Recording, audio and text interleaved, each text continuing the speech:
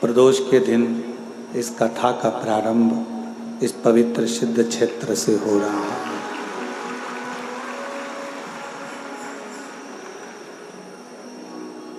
श्री महादेव महाराज जी का बड़ा मन था कि बीड़ जिले में ये कथा हो, और श्री क्षेत्र में चाकरवाड़ी में ये कथा का दिव्य और भव्य आयोजन हो। महाराज जी, मैं आपके चरणों को प्रणाम करता हूँ, नमन करता हूँ।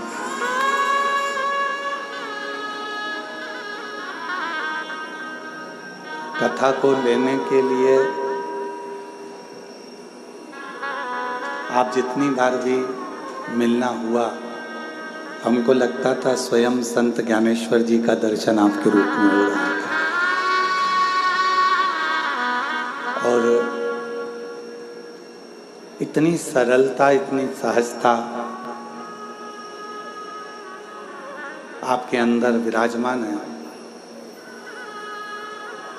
कि जैसा एक संत का स्वरूप होता है, संत का भाव होता है, संत का स्वभाव होता है।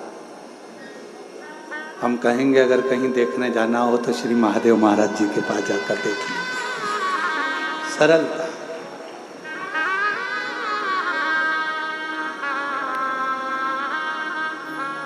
और ऐसा ही एक संत का भाव है, इसलिए ये क्षेत्र पूरे महाराष्ट्र में इतना प्रसिद्ध है।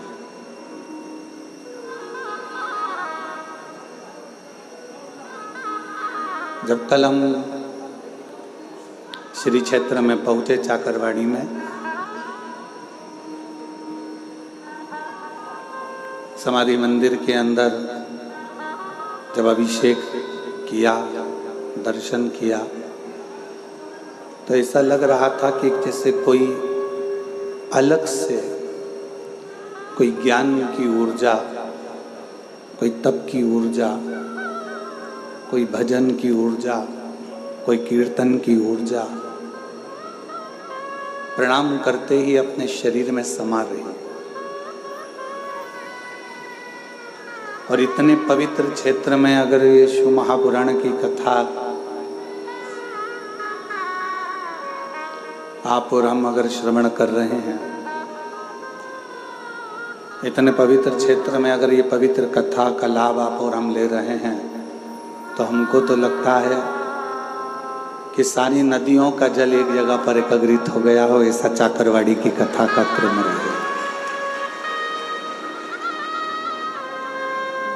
और मैंने तेरे ही भरोसे बाबा, तेरे ही भरोसे हवा बिच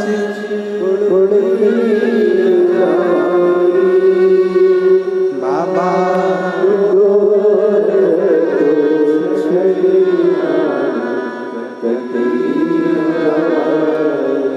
भोले मैं तेरी, शंभो मैं हवा बिच उड़ती बाबा,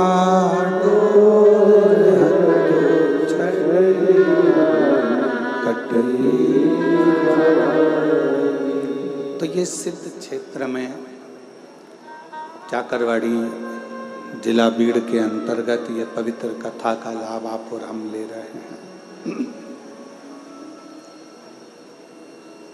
और प्रदोष के दिन इस कथा का प्रारंभ हुआ है।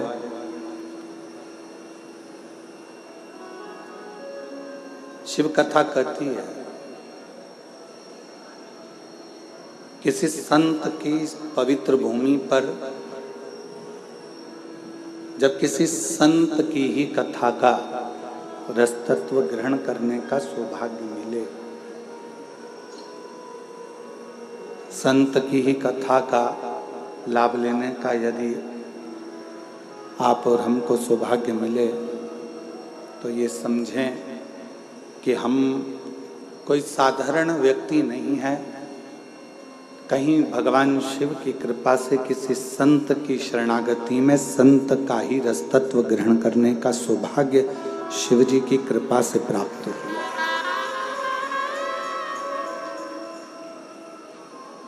उसी की कृपा, उसी की करुणा, उसी की दया, उसी की कृपा, उसी की करुणा, उसी की कृपा, उसी की करुणा, उसी की दया है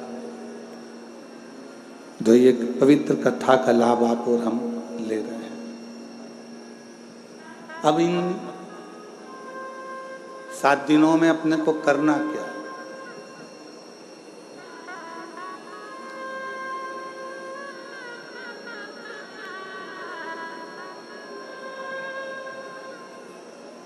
अपना घर छोड़ा, पीछे की आवाज बढ़ाओ। राधे, पीछे की आवाज बढ़ाइए, पीछे की, जहां जनता खड़ी हुई है।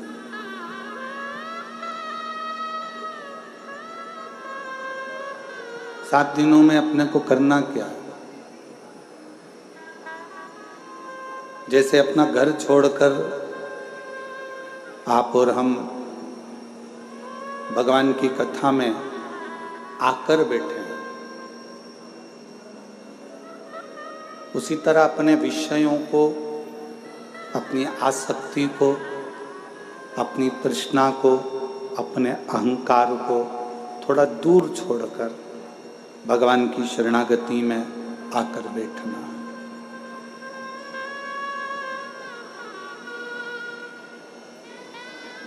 शिवगण भृंगी पर आधारित ये शिव महापुराण की कथा होगी।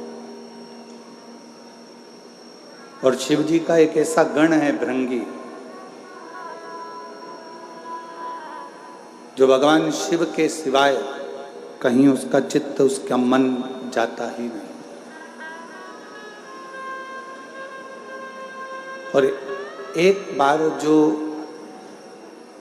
शिव का होकर आ गया, एक बार जो परमात्मा का होकर आ गया, तो ये मानकर चलो कि फिर तुम्हें कहीं भटकने की जरूरत नहीं पड़ेगी। शंकर तुम्हारा हाथ थामकर तुम्हें मंजिल तक पहुंचा देगा।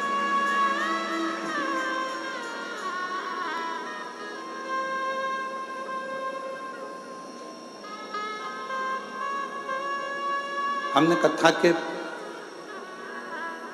पहले भी वर्णन किया है कि शिव महापुराण की कथा करवाने वाला कोई दूसरा नहीं होता, स्वयं देवाधिदेव महा, जम के बोलो जरा, देवाधिदेव महादेव होते। और आज वास्तव में कथा के यजमान भी महादेव महाराज ही हैं।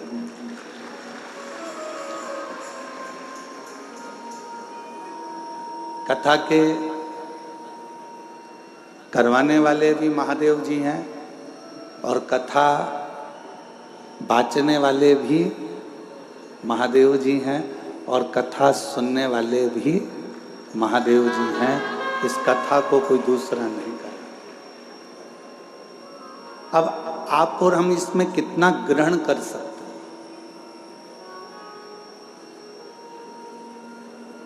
आप और हम इसमें से कितना ले सकते हैं?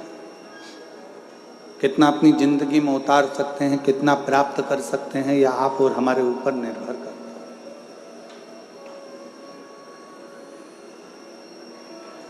महाराज, ज्ञान की पहचान बहस से होती है। एक सास बहू की आपस में जो बहस चलती है, उससे ये पहचान हो जाती है कि बहू में कितना ज्ञान है।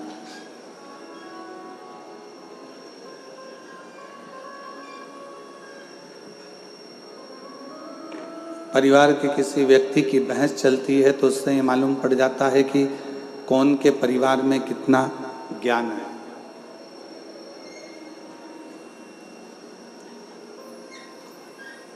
एक बहस की पहचान, एक ज्ञान की पहचान उसकी आपसी भाषा की बहस से हो जाती है।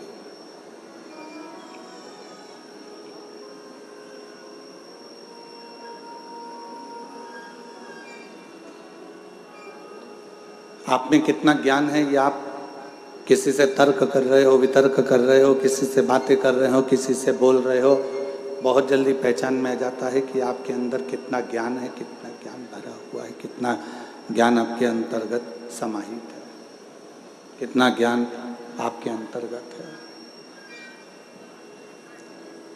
और यदि इंसान की पहचान करना है तो उसकी पहचान करने के लिए बहुत सारे धन, वैभव, संपदा, सत्ता, दौलत की जरूरत नहीं पड़ती। उसकी वाणी, उसकी बोली उसकी पहचान करा देती है कि उसमें कैसा इंसान है, कैसा व्यक्ति है और कैसा उसका व्यक्तित्व है।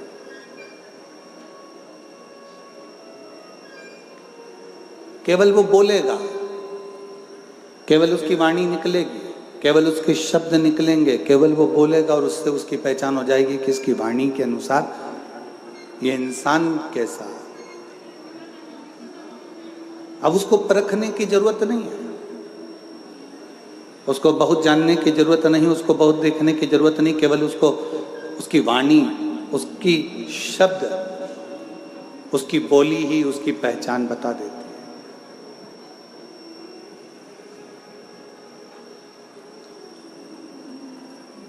और शिव महापुराण की कथा कहती है,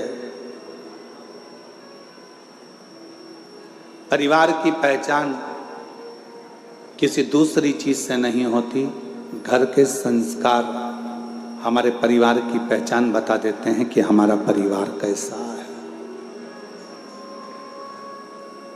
एक बच्चों का संस्कार,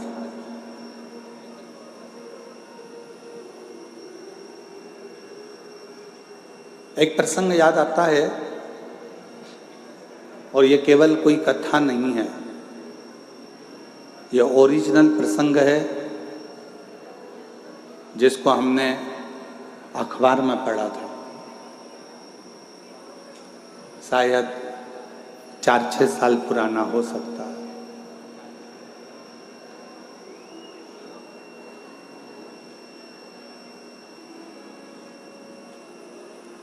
एक माता पिता ने अपने लड़के की शादी एक लड़की से पक्की कर दी।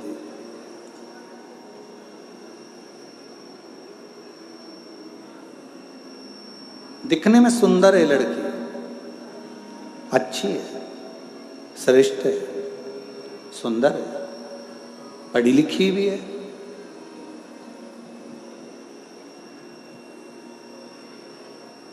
दिखने में उसकी सुंदरता भी है, पढ़ी लिखी भी है और अच्छी भी है। विवाह पक्का हो गया, सगाई हो गई, संबंध जुड़ गया। अब जो लड़के के पिताजी थे,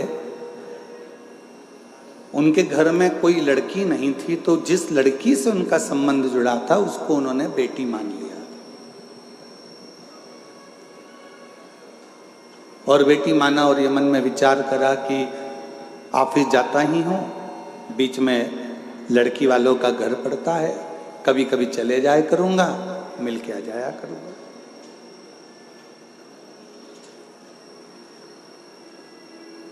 ये कोई कथा नहीं है, हमने अखबार में पढ़ा था, 6 साल 8 साल पहले का एक प्रसंग है जो आपको श्रवण करा।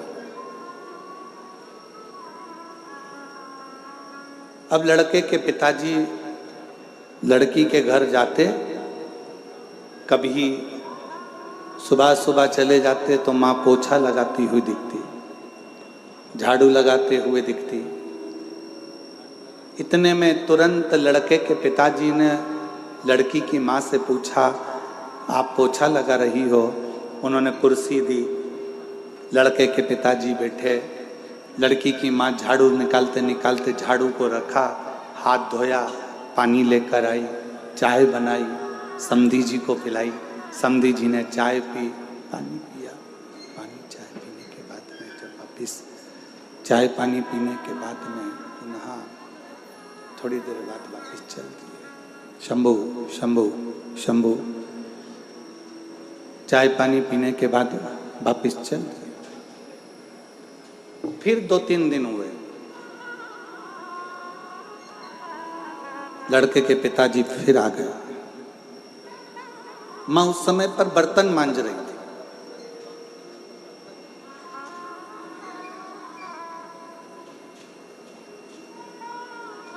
ससुर जी ने पूछा, समधी जी ने पूछा, क्यों साहब समधी जी कहाँ गए? कहा वो काम से गए। बेटा काम से गया, बेटी अंदर है। अच्छा। समधी जी के लिए बर्तन मांजते मांजते छोड़कर फिर वो चाय लाई, पानी लाई। समधन ने चाय पानी पिलाया। समधी जी फिर चले गए। 1.5 महीने के बाद फिर समधी जी आए। समधन कपड़े धो रही थी, आवाज लगाई, दरवाजा खोला, फिर आए, फिर पूछा सब कहाँ हैं? तो कहा कोई वहाँ, कोई वहाँ, कोई वहाँ। हाथ धोया, पानी लाई, कुछ नाश्ता बना के रखा था, नाश्ता लेकर दिया। 15 दिन के बाद फिर समधी जी आए। सास ने, लड़की की माँ ने फिर वैसा की वैसे किया। अब समधी जी ने एक पत्र लिखकर भेजा कि हमारी तरफ से ये रिश्ता कैंसिल करा जाता है। हमको ये संबंध नहीं रखना, हमको ये रिश्ता नहीं रखना। लड़की के माँ बाप ने पूछा, साहब आपका हमारा इतना अच्छा प्रेम है, संबंध है, फिर आप लड़का लड़की का ये संबंध क्यों नहीं रखना चाहते? तो लड़के के पिता ने पत्र भेजकर लिखा, हमें हमारे घर में बहू चाहिए जो अपने माँ बाप का आदर करती हो, वो आदर अपने सास ससुर का करे। अगर माँ घर में बर्तन मांज रही है और बेटी घर में मोबाइल चला रही हो, माँ कपड़े धो रही हो और बेटी लैपटॉप चला रही हो, माँ झाड़ू लगा रही हो और बेटी अपने कमरे में सो रही हो, माँ पूरे घर का काम कर रही हो और बेटी आराम से बैठकर अपने कमरे से बाहर ना निकल रही हो, तो हमको टेबल पर सजाने के लिए गुलदस्ता नहीं चाहिए, हमको बहू चाहिए, हमको बहू चाहिए। खूब पढ़ाओ बेटियों को। यशु महापुराण की कथा कहती है, शंकर जी की 6 लड़कियों को शंकर जी ने अलग अलग गुरु के गृह में पढ़ने के लिए भेजा था। शायद दुनिया का पहला पिता होगा जो अपनी बेटी को शिक्षा अध्ययन करने के लिए भेजे थे, वो देवाधिदेव महादेव थे, वो भगवान शंकर थे, वो भगवान शिव, वो उघड़दानी देवाधिदेव महादेव भगवान शंकर थे। खूब पढ़ाओ बेटी को, अच्छी एजुकेशन दिलाओ बेटी को, अच्छा कॉलेज दिलाओ बेटी को, अच्छे स्कूल में पढ़ाओ बेटी को, तुम्हारी कैपेसिटी से ज्यादा अध्ययन कराओ बेटी को। पर निवेदन है, अपनी घर की बेटी को एक संस्कार जरूर देना कि अगर माँ थकी हुई दिख रही हो तो बेटी कहे, मम्मी भले मैं ऑफिस से आई हूं, तुम बैठो, मैं चाय बनाकर तुम्हारे लिए भी लाती हूं और मेरे लिए भी लेकर आ।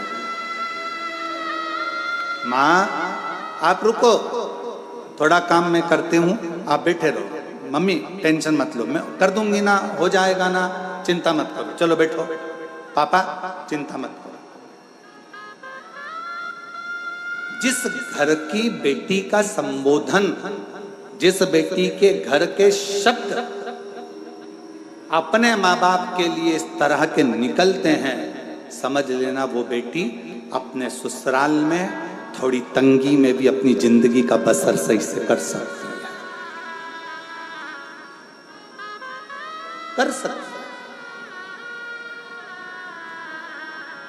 थोड़ी तंगाई आएगी, थोड़ी तकलीफ आएगी, पर उसमें भी वो अच्छे से जिंदगी का बसर कर सकती है, जिंदगी श्रेष्ठ जी सकती।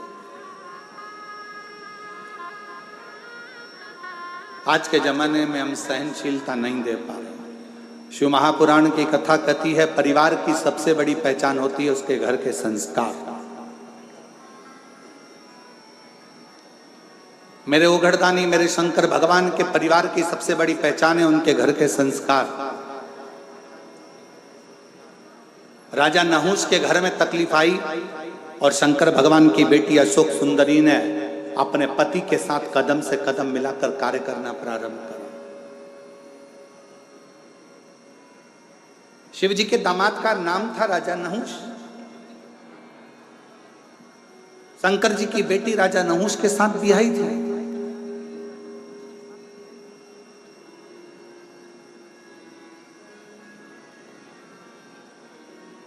ऐसा नहीं है कि जिंदगी में मुसीबत नहीं आती। हम पहले भी कथा के माध्यम से आपको कहे थे मंगल सूत्र गले में लड़की के इसलिए बांधा जाता है, विवाह के समय पर लड़का लड़की के गले में मंगल सूत्र इसलिए बांधता है क्योंकि मंगल सूत्र में एक जैसे दाने नहीं होते।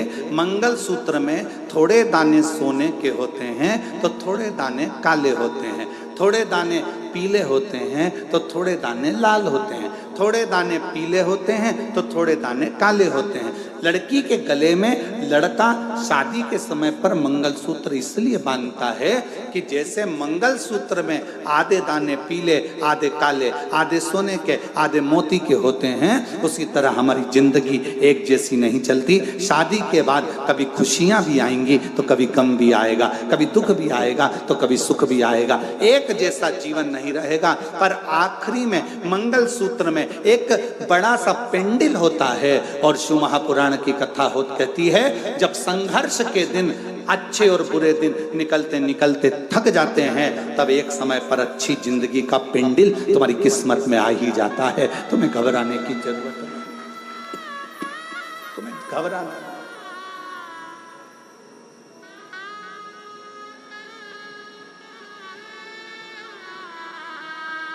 एक अच्छे परिवार की पहचान, एक अच्छे परिवार की पहचान उसके घर के संस्कार से होती है।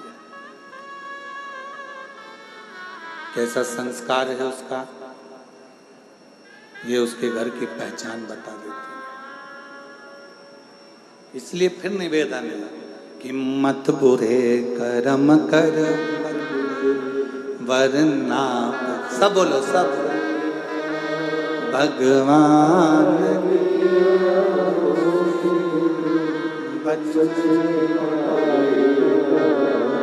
तू बच नहीं, अरे ओ अज्ञानी मत करना, अरे ओ अज्ञानी